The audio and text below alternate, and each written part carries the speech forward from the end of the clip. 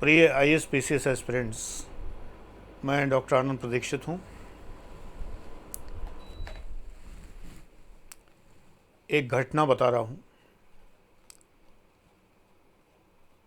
जब एक महान दार्शनिक की पत्नी संक्रमित बीमारों की सेवा कर रही थीं,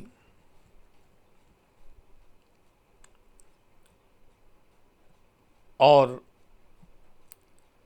उन सब संक्रमित लोगों को भयानक ज्वर यानी फीवर चढ़ा हुआ था। उन महान दार्शनिक की पत्नी को भी फीवर हो गया और उनकी पत्नी से उन महान दार्शनिक को भी वो बुखार का संक्रमण लग गया और उनकी मृत्यु हो गई। जिनके स्मारक पर ये लिखा गया कि वे उज्ज्वल आकाश के चमकते सितारे हैं और वे सदैव सबको कर्तव्य पथ पर प्रेरित करते रहेंगे और नक्षत्रों की भांति चमकते रहेंगे। ये महान दार्शनिक फिक्टे थे, FICHTE, फिक्टे। 1814 में इनकी मृत्यु हुई। नेपोलियन की सेना जर्मनी को रौंद रही थी। फिक्टे देश प्रेम का शंखनाद कर रहे थे। उन फिक्टे के बारे में एक बात बता रहा हूँ।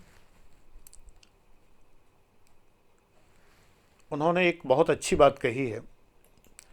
थोड़ा सा परिचय यहाँ दे दूँ, विस्तार से तो मैं XLX बैच में पढ़ाने जा रहा हूँ। एक सार संक्षेप यहाँ पर बता दे रहा हूँ। ज्ञान के बारे में उन्होंने जो कहा है, एक ज्ञान का लेक्चर अभी मैं XLX बैच के लिए दे चुका हूँ कि ज्ञान क्या होता है, कैसे आता है, कहाँ से आता है। लेकिन फिक्टे ने जो कहा है, फिक्टे बहुत ही उच्च स्तरीय दार्शनिक थे। मैं दर्शन को बहुत सरल करके बताता हूँ। दार्शनिक व्यर्थ की बातों में नहीं उलझता। अक्सर कहा जाता है भारतीय संदर्भ में, ब्रह्म सत्यम जगन मिथ्या, और कुछ लोग कहते हैं जगत सत्यम ब्रह्म मिथ्या। इन सब बातों का कोई अर्थ नहीं है। हमारी जो जीवनी शक्ति है, हम यानी हम सब, जो शरीर और मन के परिणामित निकाय हैं, शरीर और मन से बने हुए निकाय हैं, जिसके अंदर आत्मा नाम की एक शक्ति है, और वो आत्मा अपनी शक्ति प्राप्त करती है परम ब्रह्म से।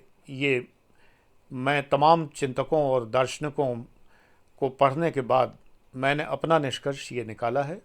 अगर आप ये लिखते हैं तो आपको बहुत अच्छे अंक मिलते हैं।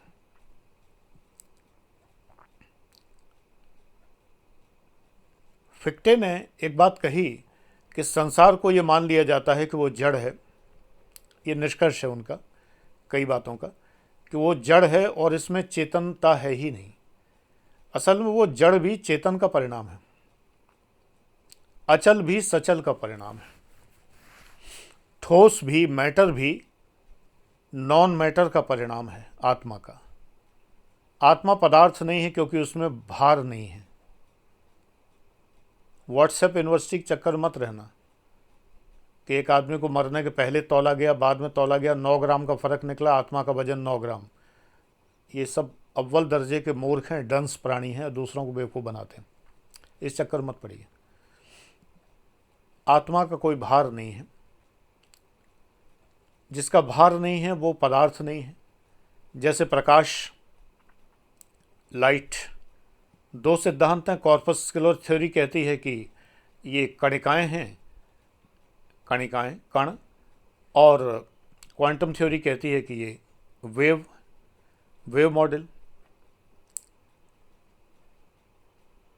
वेव है या मैटर है, ये डिसाइड करते करते ड्यूअल मॉडल सामने आ गया, ड्यूअलिटी का। वेव पार्टिकल ड्यूअलिटी की थ्योरी आ गई, बाकायदा इक्वेशंस भी बन गए, कभी वेव कभी पार्टिकल। अब हम लोग जो केमिस्ट्री के विशारद हैं, अब इलाहाबाद विश्वविद्यालय से अगर डीएससी कर रहे थे तो विशारद ही हुए, डीफिल कर चुके थे, और वो भी केमिकल काइनेटिक्स और क्वांटम केमिस्ट्री। तो हम लोग बहुत अच्छे से जानते हैं कोई भी चीज़ ये भी हो सकती है वो भी हो सकती है, इसको रेजोनेंस कहते हैं। फिजिक्स वाले भी जानते हैं कि इसको रेजोनेंस कहते हैं। केमिस्ट्री में रेजोनेंस हाइब्रिड होता है, फिजिक्स में भी रेजोनेंस होती है, वाइब्रेशंस होते हैं। तो धीरे धीरे वेव पार्टिकल के रेजोनेंस का फार्मूला स्वीकार कर लिया गया, और फिर तो क्वांटम मैकेनिक्स की वो प्रगति हुई जिसकी कोई सीमा नहीं। जो यात्रा शुरू हुई थी particle in a box type की चीज़ों से, श्रोडिंजर्स इक्वेशंस वगैरह से, वो यात्रा कहाँ रुकेगी कोई नहीं जानता। तो फिक्टे ने ये कहा कि जो ये संसार है ये अचेतन नहीं है, इसके अंदर वाइब्रेशन है। कितनी बड़ी बात कही उस जमाने में। ऑफ कोर्स हर पदार्थ के अंदर वाइब्रेशन है, कोई भी पदार्थ है उसके अंदर वाइब्रेशन है, प्रोवाइडेड अगर किसी पदार्थ को हम माइनस कितना 273.16 डिग्री सेल्सियस पर रख दें, यानी 0 केल्विन पर, केल्विन में डिग्री नहीं लगाते, 0 केल्विन पर रख दें, तो उसके अंदर के सारे वाइब्रेशन बंद हो जाते हैं। So this is an ideal stage. वैज्ञानिक दावा करते रहें कि उन्होंने पा लिया, लेकिन वो फेक न्यूज़ साबित हो जाती है कई बार, और उन्होंने नहीं पाया। प्रकाश की गति नहीं पाई, भले ही टैक्योन्स की खोज की, दुनिया भर की बात है, लेकिन एग्जैक्टली प्रकाश की गति ऐसे आसानी से नहीं मिलती है, ऐसे ही एब्सोल्यूट टेम्परेचर आसानी से नहीं मिलता, एब्सोल्यूट ज़ीरो, उस पर केवल वाइब्रेशन बंद होते हैं, स्पंदन बंद होते हैं, स्पंदनहीन हो जाते हैं।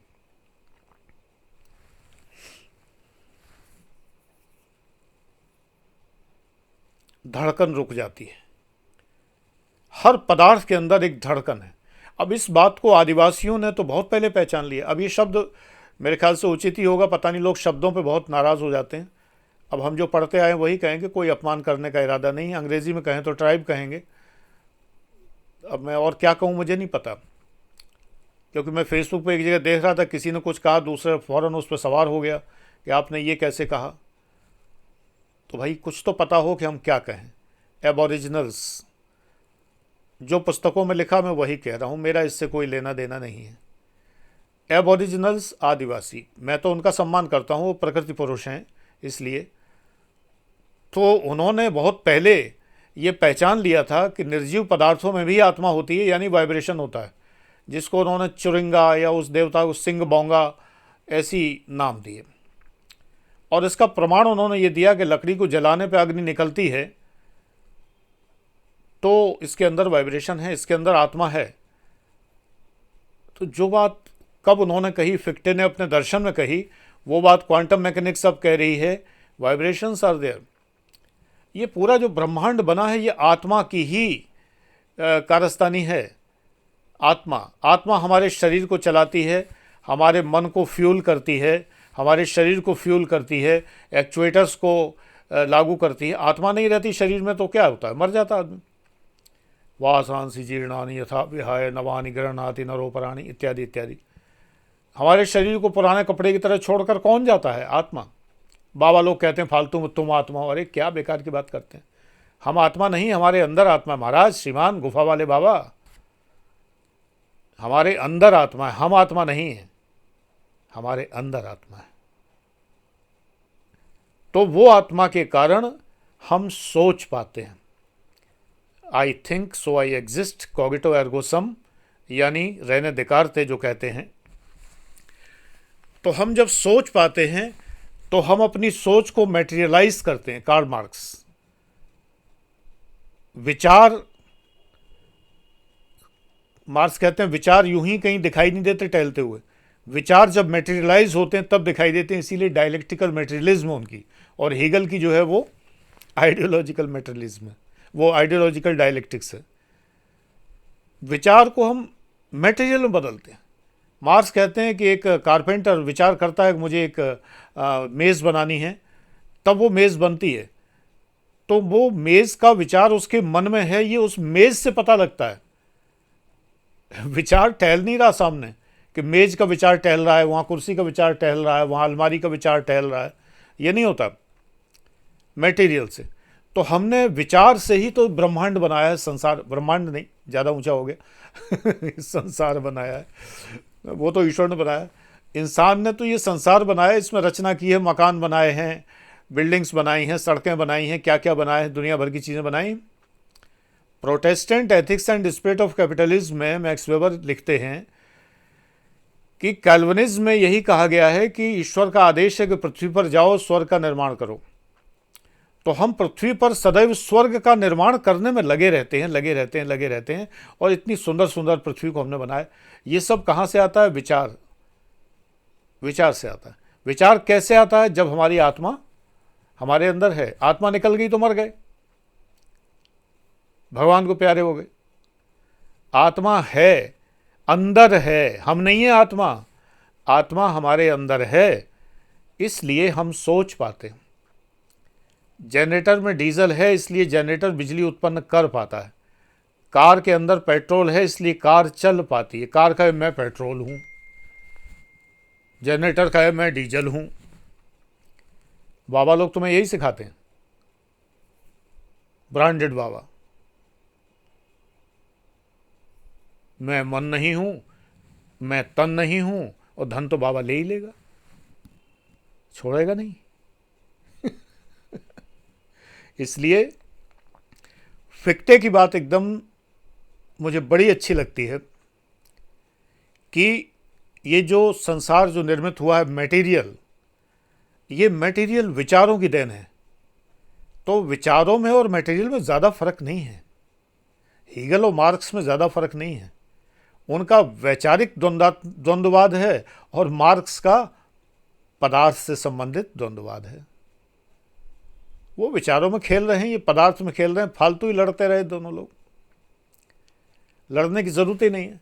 अपना अपना एरिया बांट लो भैया। हम विचार के मालिक हैं, तुम मटेरियल के मालिक हो, लेकिन मटेरियल विचार से ही आता है। अगर हीगल और मार्क्स सामने सामने लड़ रहे होते तो हीगल हंस के कहते कि तुम्हारा जितना मटेरियल हो मेरे विचार की देन है। अगर विचार ना होता तो मटेरियल नहीं होता। तब मार्क्स फिर हंस के कहते कि गुरुजी, हीगल तो बड़े थे, कि गुरुजी तुम्हारा विचार पैदा कहाँ होता है? मस्तिष्क में। और मस्तिष्क क्या है? मटेरियल। अंत नहीं है कोई इस बहस का। तो हीगल कहते मैं फिर भी जीत गया, इस बहस का कोई अंत नहीं है। मैंने कुछ कहा, एक विचार दिया, तुमने उस पर दूसरा विचार दिया, फिर मैंने उस पर तीसरा विचार दिया। यही तो है डायलेक्टिक्स, द्वंद्ववाद। मैंने यही तो बताया है। तुम तो फालतू को मटेरियलिज्म लिए घूम रहे हो। हीगल जीत गए, कभी हीगल जीते, कभी मार्क्स जीते। दर्शन यहाँ तक तो मज़ेदार है, लेकिन ये जो फालतू का दर्शन होता है जिसमें दुनिया भर की शब्दावलियाँ, जिनमें तमाम सारी बिना मतलब की चीज़ें। अरे एक सीधी सीधी बात है, एक संसार है, एक ब्रह्म है, एक इंसान है, माया, संसार माया है, बीच में पर्दा है, हमारी लस्ट है, हमारी भावनाएं हैं, पोजेशंस हैं। ये एक 8-10 चीज़ें हैं। पढ़ लो, फिलॉसफी मज़े से आराम से हो जाती। ऑप्शनल की बात मैं नहीं कर रहा, वो तो पंगा तुमने खुद लिया है, मैं नहीं सजेस्ट करता। कभी मिलते होंगे नंबर, लेकिन पागल मत हो जाना। फिलॉसफी ऑप्शनल लेने का मतलब फिलॉसफर मत बन जाना। नीम हकीम खतरा है जान। फिलॉसफी को जब तक दिल से नहीं समझोगे, हृदय से नहीं समझोगे, तब तक बाबाओं के चक्कर में नहीं पड़ के। बड़े अच्छे अच्छे फिलोसफर्स हैं, बहुत अच्छी अच्छी बातें कही हैं, समझिए। और ये समझाने का काम मैं आजकल एक्सेल बैच में कर रहा हूँ, बड़ा मज़ेदार बैच, बहुत मुझे पढ़ाने में मज़ा आ रहा है।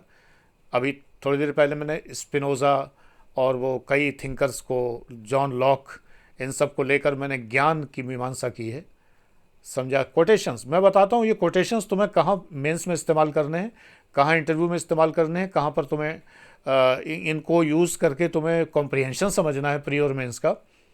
ये सब बातें मैं समझाता चलता हूँ। तो ठीक है, फिक्टे का फैक्ट समझ में आ गया। Thank you.